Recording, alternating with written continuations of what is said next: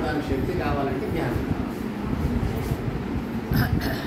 ఏదన్నా మీకు అవసరం ఉన్నదా అవసరం లేకున్నా ఆ సమయాన్ని మాత్రం వృధా చేసుకునేవాళ్ళు, అయిపోయి కొట్టేవాళ్ళు. ఉదాహరణకు అన్న కూడా కానీ ఏదో ఒక విధంగా ఆ సమయాన్ని వాడుకునేవాళ్ళు. అది వాడుకోవడం వల్ల అది ఏం ఉపయోగపడుతుందో తెలియదు. కానీ ఎప్పుడైతే ఈ ధ్యానానికి కూర్చున్నామో, ఈ ధ్యానానికి కూర్చొని ఈ శరీరాన్ని మనం ఇప్పుడు ఈ సమయాన్ని మనం వాడుకుంటున్నాం కాబట్టి ఇది మన గురించి మనం వాడుకుంటున్నట్టే. ఇప్పుడు చూడండి, మీరు రోజు నిత్య 24 గంటలు చేసే పని ఏదైతే పనులు ఉండేవో, పిల్లల గురించి కానీ, భర్త గురించి కానీ, మామ గురించి కానీ, అత్త గురించి కానీ, లేదా ఓనర్ గురించి కానీ ఏదో ఒక పని మీద మనం ఆ సమయాన్ని వేస్ట్ చేస్తాం. కానీ నిజమైన సమయం ఏదైతే ఉందో కేవలం ఇప్పుడు కూర్చొని ఈ 12 నిమిషాలు మాత్రం మన గురించి మనం మాత్రమే ఉపయోగించుకున్నాం. రోజు మనం చేసేది మన తిండి, మన ఆహారం వండుకోవడము, మన స్నానము, మన తయారవడం, ఇది మన గురించి కాదంటే మన గురించి కాదు, రోజులో చేసే ఒక భాగం అది. కానీ ఈ 12 నిమిషాలు ఏదైతే ఉందో ఇది మీ గురించి, మీ ఆత్మ ఎదుగుదల గురించి మాత్రమే ఉపయోగించుకుంటాం. ఇలాంటి ఆత్మ ఎదుగుదల కోసం ప్రతిరోజు సాధన చేస్తూనే ఉన్నాం. ఈ భూమి మీద సాధన చేసిన వాళ్ళు ఎవరు చెడిపోయిన లేదు.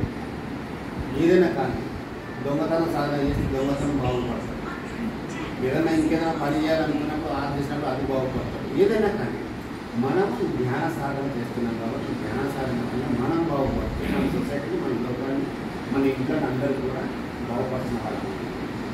మన ఒక్కరు బాగుంటే మిగతా వాళ్ళందరూ కూడా బాగుండడానికి 100% అవకాశం ఉంది. అది కేవలం ధ్యానం ద్వారా. మామూలుగా ఇంట్లో కూర్చొని ఒకరు కూర్చొని చేసే కంటే ఇప్పుడు ఆల్రెడీ నాకు రోజు కంపెనీలు తీసుకుంటుంది కాబట్టి మీ సమయం బట్టి వారానికి 2 రోజులు ఉంటారు మేడం ఇక్కడ వచ్చి కూర్చోండి. అదే మీరే మీ గురించి వారానికి 2 రోజులు కాకుండా రోజు అరగంట ఖచ్చితంగా ధ్యాన సమయం అనుకోండి. ఆ టైంకి వచ్చి ఇక్కడ కూర్చొని ఎంతమంది ఉన్నా పర్లేదు, పక్క వాళ్ళు వస్తున్నారా, నేను వాళ్ళు వచ్చారా, వీళ్ళు వచ్చారా సంబంధం లేదు. ఎవడు భోజనం చేస్తే వాడి పొట్ట నిండినట్టుగా, ఎవడు ధ్యానం చేస్తాడో వాడికే లాభం ఉంటుంది.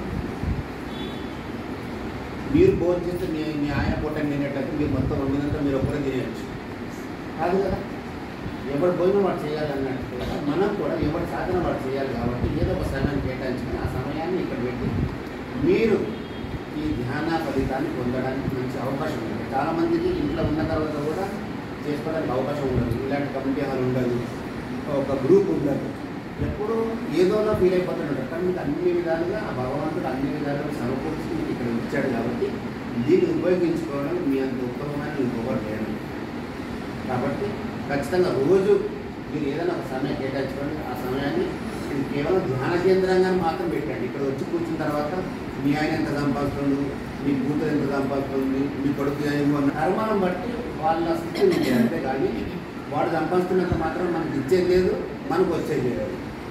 ఎప్పుడైనా బయట విషయాలు మాత్రం ఖచ్చితంగా మాట్లాడకండి. మీకు కావాల్సింది ఏదన్నా ఒక సబ్జెక్ట్ గురించి మాట్లాడినప్పుడు సబ్జెక్ట్లో మీకు ఏదన్నా అనుమానం వచ్చినప్పుడు సబ్జెక్ట్ తెలిసిన వాళ్ళకి పిలిపించుకొని మాట్లాడండి.